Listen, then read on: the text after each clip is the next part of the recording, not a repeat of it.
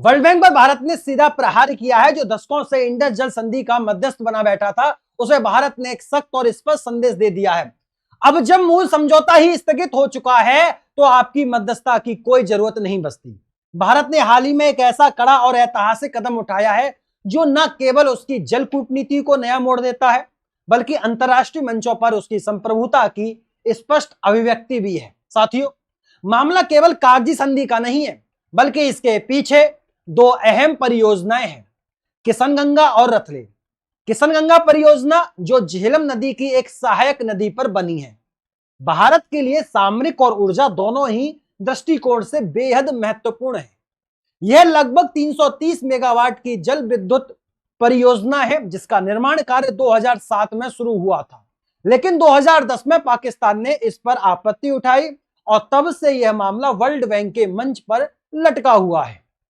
एक पूरी पीढ़ी जवानी से दहलीज पर पहुंच जाती है, एक पूरी पीढ़ी खत्म हो जाती है, लेकिन इस तरह के विवादों को सुलझाने के नाम पर तारीख पर तारीख मिलती आई मलोट साहब, पर इंसाफ नहीं मिला। वो सनी देओल का डायलॉग यहां याद आ जाता है। अगर आप लोग मेरी बात से सहमत हैं तो कमेंट बॉक्स में यस और नो जरूर लिखना। साथियों, दूसरी तरफ है रतले परियोजना जो चिनाब नदी पर प्रस्तावित है और जिसकी क्षमता 850 मेगावाट है। इसकी शुरुआत की गई थी 2013 में, लेकिन आज तक इसका निर्माण पूरा नहीं हो पाया। वजह वही पाकिस्तान की आपत्तियां और इन आपत्तियों को हवा देने वाला एक बाहरी तंत्र, जिसमें वर्ल्ड बैंक की भूमिका को नजरअंदाज नहीं किया जा सकता है। साथियों, यह कोई संयोग नहीं है कि पाकिस्तान अकेले इन रुकावटों को अंजाम नहीं देता, बल्कि इसके पीछे एक सुनियोजित तंत्र काम करता है। मीडिएशन की जिम्मेदारी वर्ल्ड बैंक को इसलिए दी गई थी साथियों, क्योंकि जब यह संधि बनी थी उस वक्त एक मानसिकता थी कि विदेशी सफेद साहब निष्पक्ष होते हैं और उनका निर्णय अंतिम माना जाए।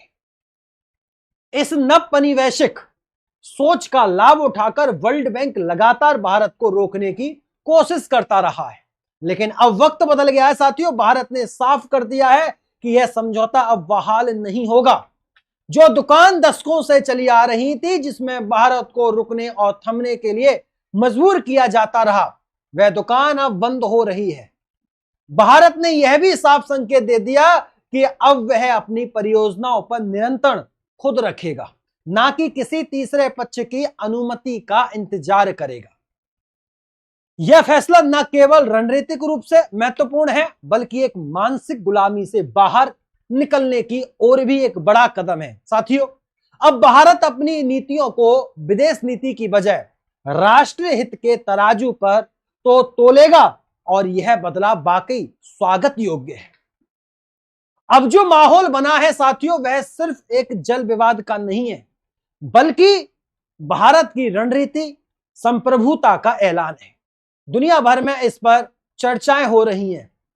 अल जजीरा से लेकर राइटर तक हर कोई इसे बड़ा फैसला मान रहा है।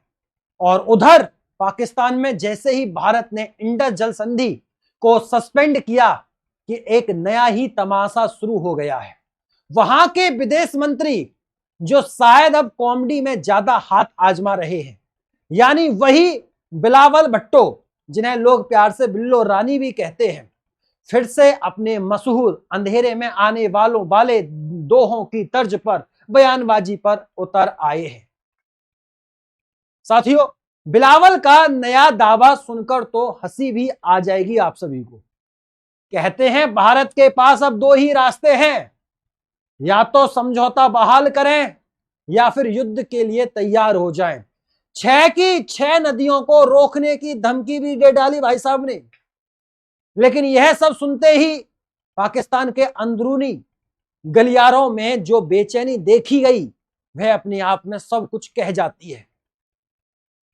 आरसीएम मुनीर तक को पसीना आने लगे हैं और अब हर कोई सोच रहा है कि बात इतनी आगे कैसे बढ़ गई है। इस पूरे घटनाक्रम में भारत ने जो सबसे अहम कदम उठाया वह है वर्ल्ड बैंक के न्यूट्रल एक्सपोर्ट माइकल लिनो की भूमिका पर विराम लगाना। भारत ने स्पष्ट कर दिया है कि अब ना तो इन एक्सपर्ट्स की जरूरत है ना ही इस पूरे मध्यस्थता तमाशे की। लीनो साहब से कह दिया गया कि अब आप अपने काम से मुक्त हैं। अब उन्होंने यही बात पाकिस्तान से पूछी तो पाकिस्तान ने स्वाभाविक रूप से आपत्ति जताई, जैसे कि वह हर बार करता आ रहा है। अब आप लोग सोच रहे होंगे माइकल लीनो कौन है। साथियों, यह एक फ्रेंच इंजीनियर है जो बड़े बड़े बाधाओं की तकनीकी समझ रखने के लिए जाने जाते हैं। International commission on large dams के यह पूर्व अध्यक्ष रह चुके हैं और इनको वर्ल्ड बैंक ने 13 अक्टूबर 2022 को नियुक्त किया था। इंडस जल संधि के अनुच्छेद 9 के प्रावधानों के तहत ऐसा किया गया। इस संधि में विवाद निपटाने के लिए जो प्रक्रिया है वह 3 स्तरों में बटी होती है। पहले भारत और पाकिस्तान के बीच एक स्थायी आयोग होता है जिसमें दोनों देश एक एक प्रतिनिधि नियुक्त करते हैं, जैसे ये पागल आप लोग मेरे पीछे देख पा रहे होंगे। अगर वहां समाधान नहीं निकलता तो वर्ल्ड बैंक आता है मध्यस्थता के लिए। वहां भी बात ना बने तो एक न्यूट्रल टेक्निकल एक्सपर्ट्स की नियुक्ति होती है, जैसे इस मामले में हुआ।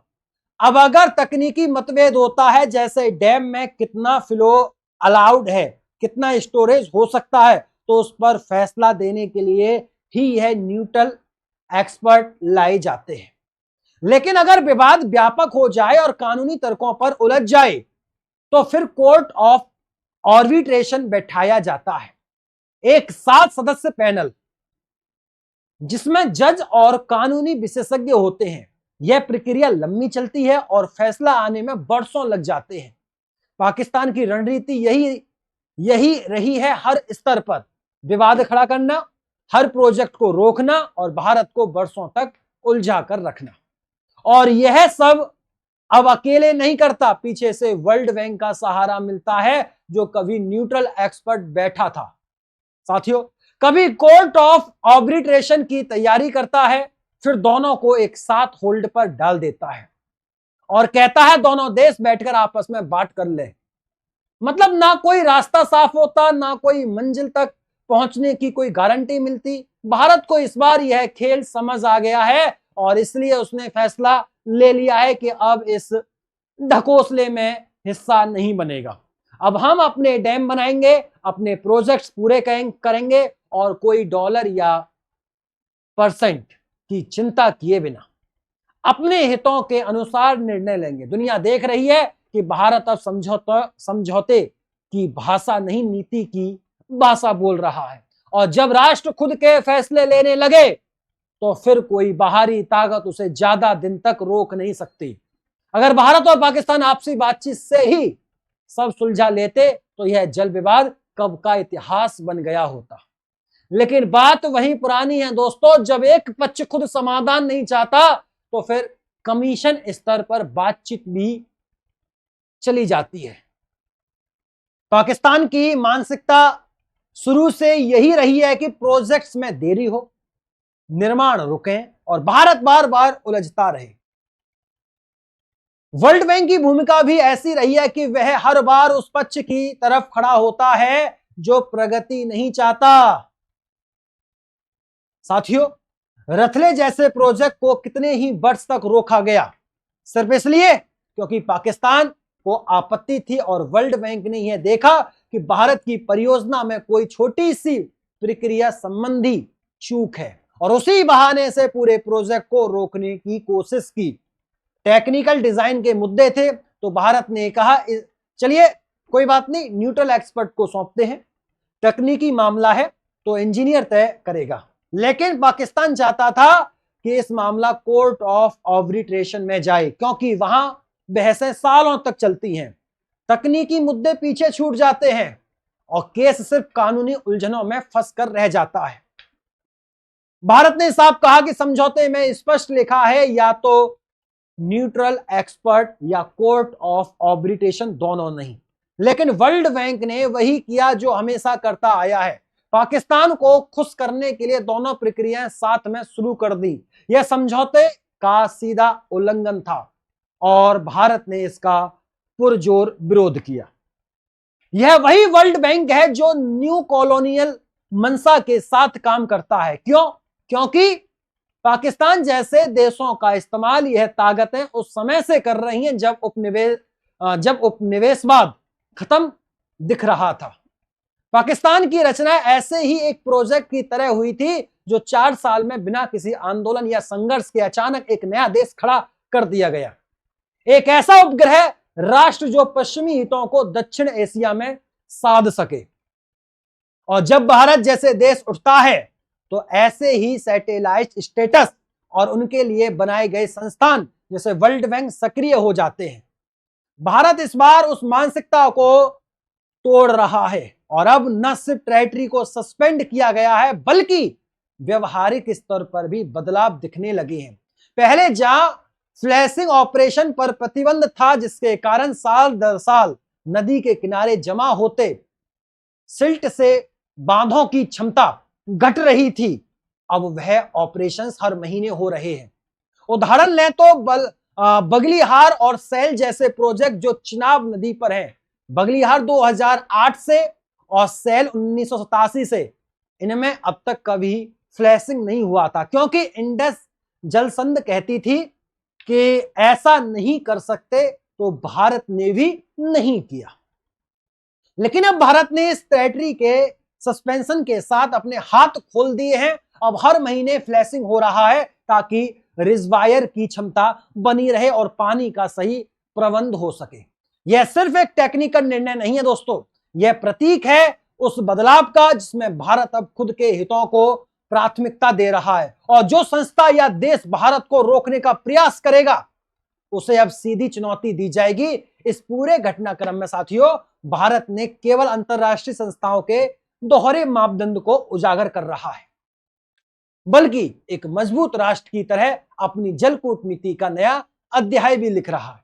उम्मीद करता हूं ये जल संधि के बारे में और वर्ल्ड बैंक के बारे में डिटेल में आपको समझ में आ गया होगा। अगर आ गया है तो यस और नो जरूर लिखिएगा। और आपकी क्या राय है वर्ल्ड बैंक के बारे में और पाकिस्तान के बारे में? क्या पाकिस्तान को पानी देना चाहिए या नहीं देना चाहिए? आपकी राय क्या है? आपका ओपिनियन हमें कमेंट बॉक्स में जरूर चाहिए। आपका ओपिनियन का हमें बेसब्री से इंतजार भी रहेगा।